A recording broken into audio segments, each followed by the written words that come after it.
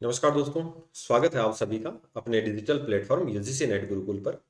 Student, दिसंबर cycle के exam के result आने के बाद आप लोगों को ये क्लियर हो गया है कि आपको अपना कैरियर जो है वो नेट जेआरएफ होने के बाद जो है वो असिस्टेंट प्रोफेसर के रूप में स्टार्ट करना है या एक रिसर्च स्कॉलर के रूप में स्टार्ट करना है।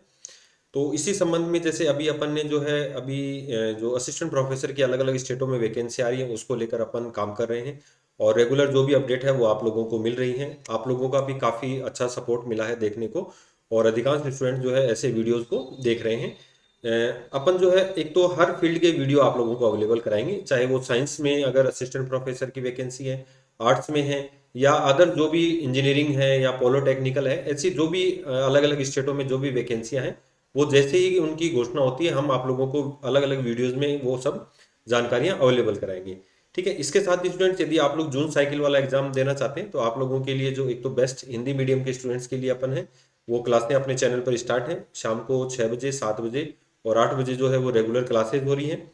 और साथ ही यदि आप लोग जो हैं वो आपका सब्जेक्ट अगर अलग अलग है, पेपर फर्स्ट और पेपर सेकंड की और बेहतर ढंग से तैयारी करना चाहते हैं तो हमारा एप्लीकेशन है जेआरएफ अड्डा, आप इसको डाउनलोड करें।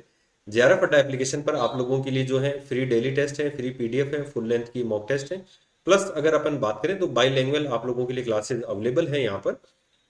और काफ़ी सिलेक्शन है इस बार, 10,000 से ऊपर हमारा आंकड़ा हो चुका है सिलेक्शन का। तो आप लोग जरूर ज्वाइन करें। आप लोगों को जो है पेपर फर्स्ट और पेपर सेकंड जो है वो बेहतरीन तैयारी का अवसर मिलेगा। आज का जो सेशन रहेगा वो असिस्टेंट प्रोफेसर और लेक्चरर की वैकेंसी है, जिसमें अगर हम बात करें पे लेवल जो 10 है वो हमेशा ध्यान रखना वो आप लोगों का असिस्टेंट प्रोफेसर का है, और उससे नीचे है तो वो स्कूल लेक्चरर या लेक्चरर की वैकेंसी के लिए है। तो आज हम जो चर्चा करेंगे वो असिस्टेंट प्रोफेसर के साथ लेक्चरर वैकेंसी दोनों का जो है वो अपन चर्चा करने वाले हैं। इंजीनियरिंग कॉलेजों में जो है असिस्टेंट प्रोफेसर की वैकेंसी है, प्लस कुछ सब्जेक्ट जैसे इंग्लिश है, कुछ साइंस है, फिजिक्स है, ऐसे स्टूडेंट्स के लिए भी जो है असिस्टेंट प्रोफेसर की वैकेंसी आई है। तो आप लोग जो है इसमें फॉर्म फिल कर सकते हैं। यहाँ पर आप लोगों का किसी प्रकार का कोई एग्जाम नहीं होगा। और हम जो है एपीआई स्कोर, ठीक है, आपका एकेडमिक जो परफॉर्मेंस इंडेक्स है वो, प्लस आप लोगों का जो इंटरव्यू होगा उसके बेसिस पर यहाँ पर सिलेक्शन होगा। तो आप लोग जो है इस फॉर्म को जरूर फिल कीजिए यदि आप लोग जो है इसके लिए एलिजिबल हैं। ये वैकेंसी थोड़ा सा आप लोग ध्यान रखना झारखंड स्टेट में है। और झारखंड स्टेट में होने के साथ साथ ये आर्ट्स, साइंस और इंजीनियरिंग तीनों सब्जेक्टों से संबंधित है कहीं ना कहीं।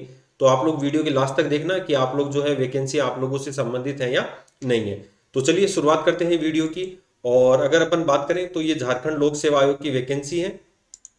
और झारखंड लोक सेवा आयोग में आप लोग देखना कि जो अभी लेटेस्ट विज्ञापन है ये जो आप लोगों के लिए है 4/2026 विज्ञापन संख्या।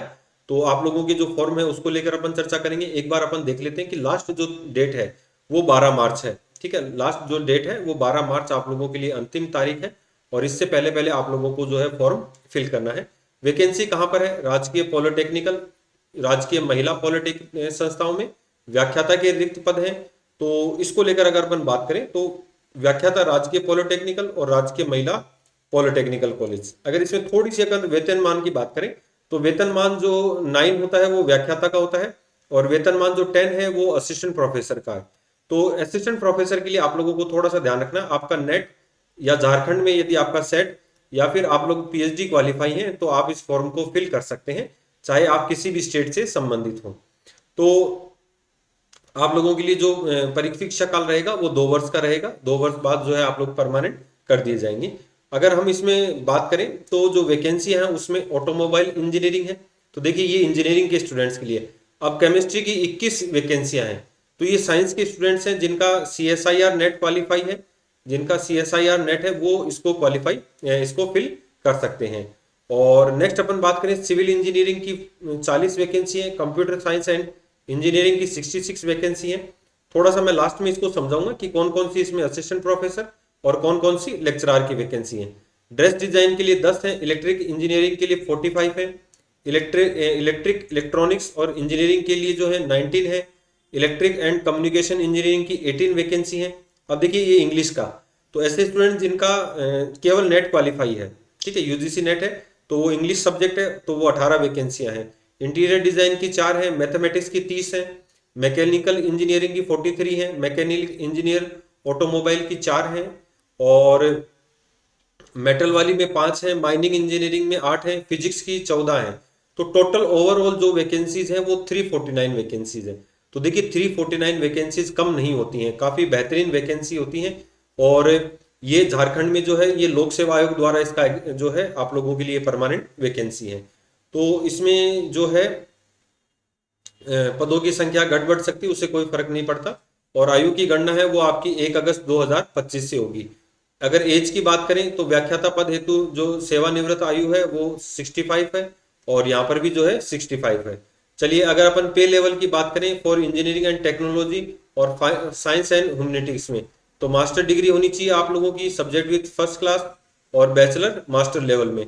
और यहीं पर ही अगर अपन बात करें बीई बीटेक और BS in relevant discipline for first class और इक्विवेलेंट। और अगर देखिए पे लेवल 10 है, यानी कि आपका यदि इसमें पे लेवल 10 है तो वहां पर आप लोगों के लिए नेट क्वालिफाई जरूरी है। लेकिन इंजीनियरिंग और टेक्नोलॉजी की अगर अपन बात करें, master degree in relevant discipline with first class in either or two at the time of selection, ठीक है।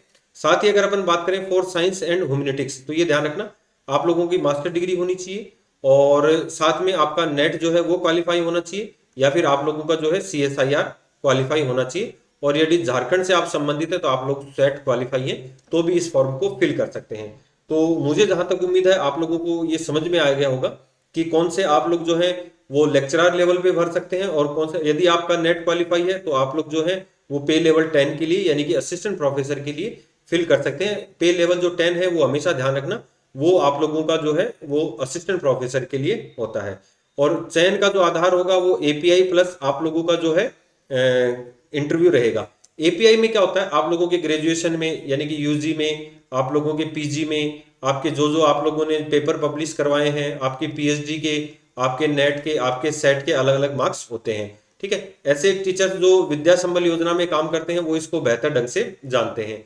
या किसी भी स्टेट में जो है वो बिना एग्जाम दिए जिनका सिलेक्शन होता है वो लोग इस चीज को अच्छी तरीके से जानते हैं कि एपीआई स्कोर कितना जरूरी होता है।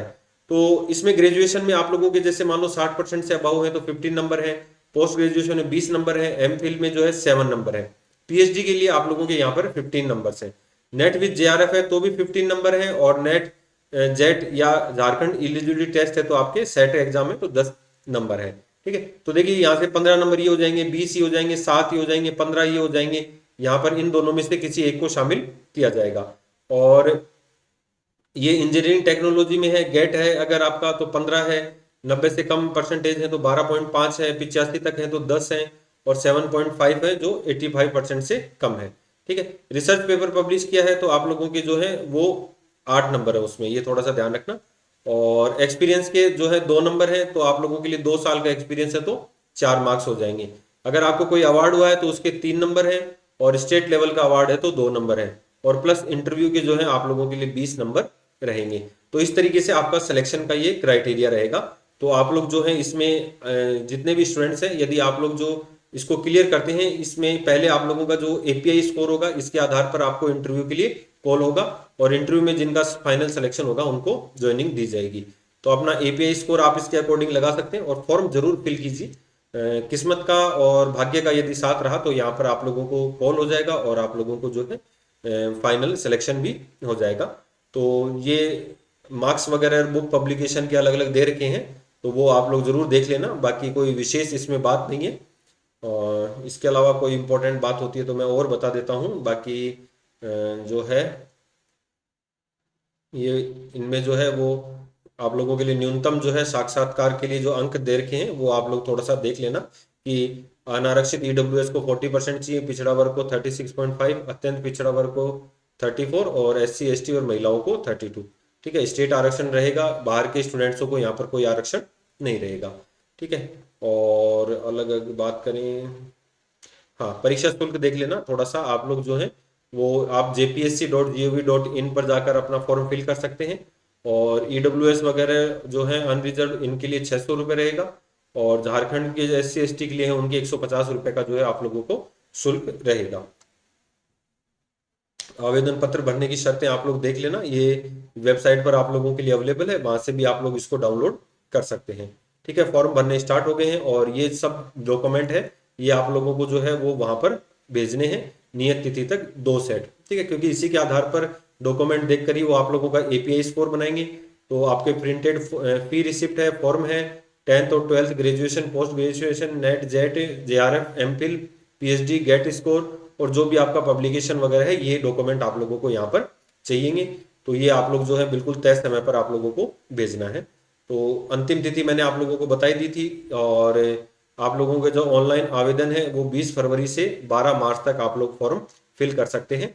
तो आप लोगों के पास अभी 3 दिन और शेष है, ताकि आप लोग जो है अपना जितना भी डॉक्यूमेंटेशन है वो कंप्लीट कर लें और आप लोग इस फॉर्म को फिल कर सकें। ठीक है। इसके अलावा जो इम्पोर्टेंट अगर कोई अपडेट होगी तो मैं आप लोगों को अलग अलग वीडियोज़ के माध्यम से उपलब्ध करा दूंगा। तो आज के सेशन में इतना ही, और उम्मीद करता हूँ कि ऐसी जानकारियाँ सभी के लिए उपयोगी बने रहें, आप लोगों के लिए भी और अन्य स्टूडेंट्स के लिए भी। तो हम आते रहेंगे रेगुलर ऐसी अपडेट के साथ। और यदि आपने अभी तक चैनल को सब्सक्राइब नहीं किया है तो चैनल को सब्सक्राइब कर लेना, वीडियो को लाइक शेयर जरूर कर देना। जेआरएफ एप्लीकेशन आप डाउनलोड कर सकते हैं अपनी बेहतरीन तैयारी के लिए। तो चलिए आज के सेशन को समाप्त करते हैं। थैंक यू, जुड़े रहिए यूजीसी नेट गुरुकुल के साथ। धन्यवाद।